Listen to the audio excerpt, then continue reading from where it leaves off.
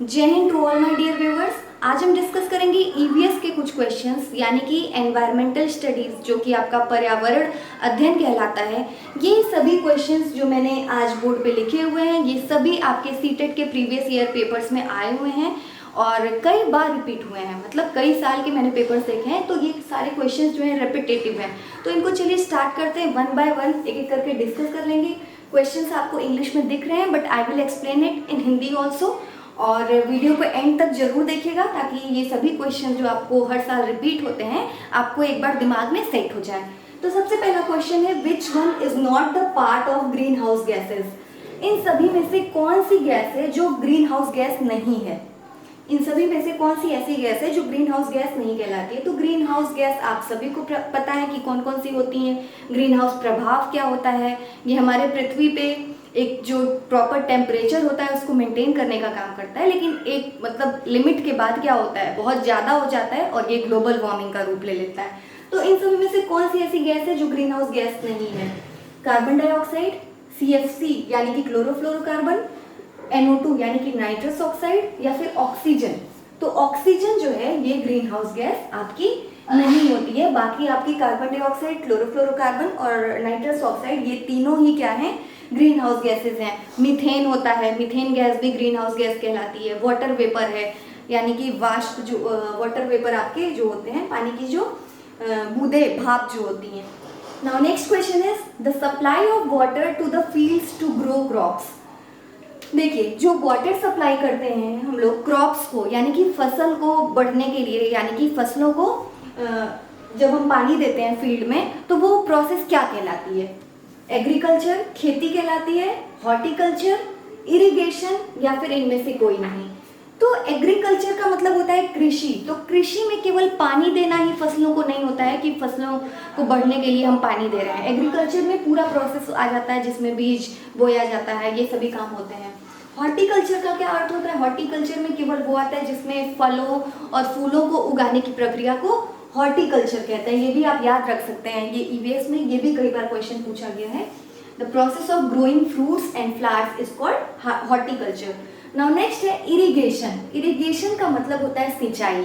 तो सिंचाई ही एक ऐसी प्रक्रिया है जिसमें फसल को पानी देते हैं ताकि उनकी अच्छे से ग्रोथ हो जाए। ठीक है, तो ये क्या है? इरिगेशन। नाउ नेक्स्ट क्वेश्चन आप देख लीजिए। Nepenthes is a plant which traps and eats frogs, insects and even mice. This is found in India. Nepenthes एक ऐसा पौधा है जो फ्रॉग्स को खाता है और इंसेक्ट्स को खाता है, उनको ट्रैप करके यानी कि फंसा करके, मेंढकों को, इंसेक्ट्स जितने भी कीट जो आपके होते हैं, इवन चूहों तक को खा जाता है फंसा करके। ये जो पौधा है ये इंडिया में कहाँ पे पाया जाता है?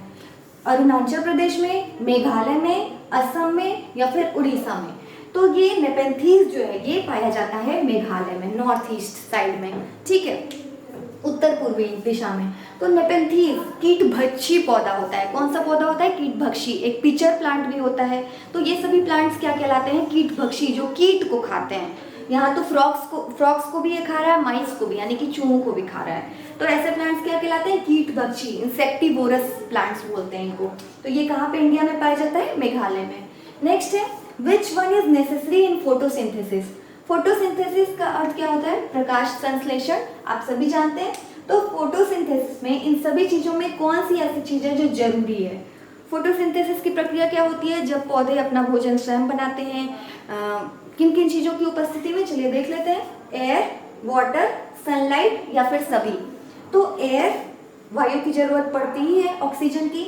वाटर की भी जरूरत पड़ती है, यहाँ पे पानी की भी जरूरत पड़ती है, सनलाइट की भी जरूरत पड़ती है। इन सभी की उपस्थिति में क्या है? पौधे स्वयं का खाना बनाते हैं। तो ये कौन सा ऑप्शन सही होगा? ऑल, यानी कि सभी। नेक्स्ट क्वेश्चन देख लीजिए।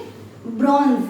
Bronze is a mixture of, bronze एक क्या एक तरीके का मिक्सचर है जिसको हिंदी में ब्रॉन्ज को हम लोग बोलते हैं पीतल, या फिर कांस्य भी बोलते हैं, कांसा।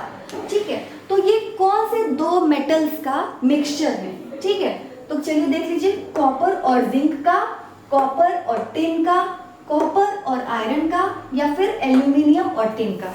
तो ब्रॉन्ज जो है यानी कि जो पीतल जो होता है, पीतल आप सभी जानते हैं, वो किन दो धातुओं का मिक्सचर होता है?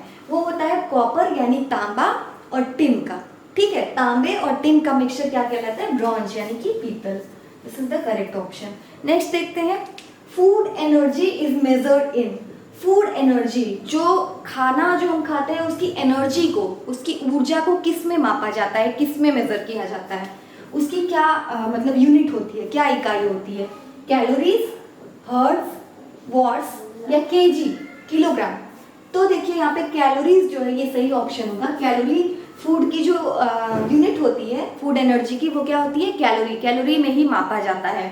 बाकी जो आपका हर्ट्ज है उससे मतलब हर्ट्ज किसकी इकाई है? फ्रीक्वेंसी की यानी कि तीव्रता की। वॉट्स किसकी इकाई है? ये है पावर की। ठीक है, और केजी किलोग्राम आप जानते हैं वेट। ठीक है, नेक्स्ट देखते हैं, the instrument use to measure humidity is called. Instrument use to measure humidity, ऐसा कौन सा इंस्ट्रूमेंट है, उपकरण है जिससे ह्यूमिडिटी को मापा जाता है? हमारे वातावरण में कितनी ह्यूमिडिटी है उसको किस इंस्ट्रूमेंट से मापते हैं? तो सबसे पहले ह्यूमिडिटी क्या होता है ये जान लीजिए। Humidity in Hindi it is called आर्द्रता, इसको आर्द्रता बोलते हैं। तो क्या होता है humidity? Amount of water vapour present in our atmosphere, हमारे वातावरण में कितना amount of water vapour present है। वाटर वेपर मतलब जो जल का वाष्प होता है, तो उसके अमाउंट को ही क्या कहते हैं, जितना प्रेजेंट होता है उसको बोलते हैं ह्यूमिडिटी। अब कितने अमाउंट में प्रेजेंट है वो किससे मेजर किया जाता है?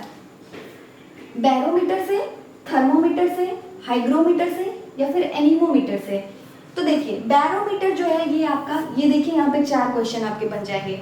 बैरोमीटर जो है इससे आपका एटमॉस्फेरिक प्रेशर मापा जाता है यानी कि पर्यावरण दाब। इसकी मेजरमेंट किससे करते हैं? बैरोमीटर से, पर्यावरण दाब। थर्मोमीटर टेम्परेचर मेजर किया जाता है थर्मोमीटर से। हाइग्रोमीटर ये एक ऐसा इंस्ट्रूमेंट है जिससे ह्यूमिडिटी को मेजर किया जाता है यानी कि आर्द्रता को।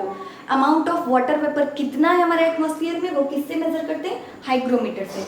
और एनीमोमीटर क्या है? एनीमोमीटर इज एन इंस्ट्रूमेंट जिससे विंड की स्पीड को मेजर करता है यानी कि हवा किस स्पीड से चल रही है उसको मेजर किया जाता है एनीमोमीटर से। I hope it is clear now. यहाँ पे 4 क्वेश्चन बन रहे हैं, आप इसको ध्यान से देख लीजिएगा।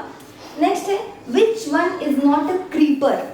क्रीपर, मैंने प्लांट्स का एक चैप्टर पढ़ाया हुआ था, मैंने उसमें टाइप्स ऑफ प्लांट्स आपको बताया था। Creeper, creeper is a type of plant. ये ऐसे पौधे होते हैं जो जिनके जो फल होते हैं वो बहुत हैवी होते हैं यानी कि भारी होते हैं। अब फल भारी होने की वजह से वो ऊपर की तरह स्ट्रेट नहीं खड़े हो पाते हैं, खुद से वो स्ट्रेट नहीं खड़े हो पाते हैं क्योंकि उनके तने जो हैं, स्टेम जो है वो बहुत पतले पतले होते हैं। अब स्टेम अगर एकदम पतला होगा और फ्रूट बहुत हैवी होगा तो इट इज़ नॉट पॉसिबल कि वो पौधा खड़ा हो पाए। ठीक है, तो इस तरीके से वो पौधे कहलाते हैं क्रीपर। वो पौधे जिनके तने जो है बहुत कमज़ोर होते हैं और जिनके फल बहुत हैवी होते हैं वो पौधे कहलाते हैं क्रीपर। अब देखिए कि इन सभी में से कौन सा क्रीपर नहीं है। वाटरमेलन, ये तरबूज भारी फल होता है तो ये क्रीपर है।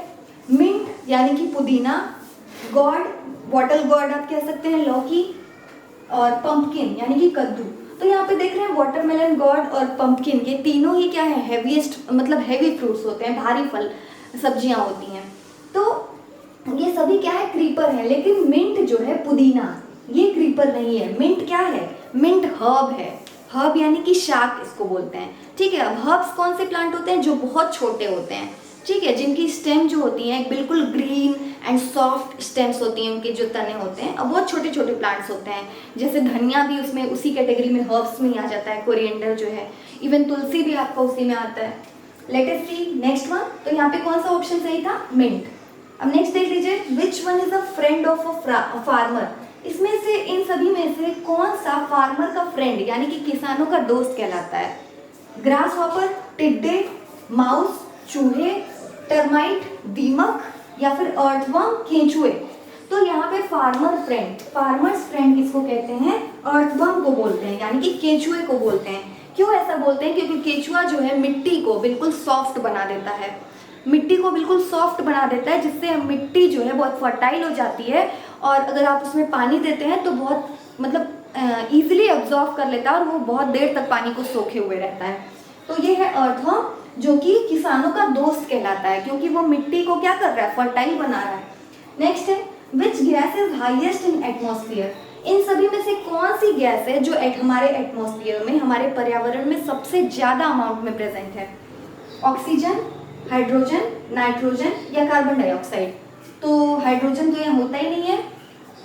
सबसे ज़्यादा जो है वो प्रेजेंट है हमारे एटमॉस्फेयर में, वो है नाइट्रोजन। नाइट्रोजन जो है एटमॉस्फेयर में 78% पाया जाता है। कितना पाया जाता है? 78%। उसके बाद आता है ऑक्सीजन। आपका ऑक्सीजन जो है 21% है, यानी कि प्रतिशत है। ऑक्सीजन कितना है? 21% है। कार्बन डाइऑक्साइड आपका 0.03 समथिंग होता है, बाकी जो कुछ पॉइंट में होते हैं वो अदर गैसेस होती हैं। तो ये है सबसे ज़्यादा जो हमारे एटमॉस्फेयर में प्रेजेंट रहने वाली जो गैस है वो है नाइट्रोजन।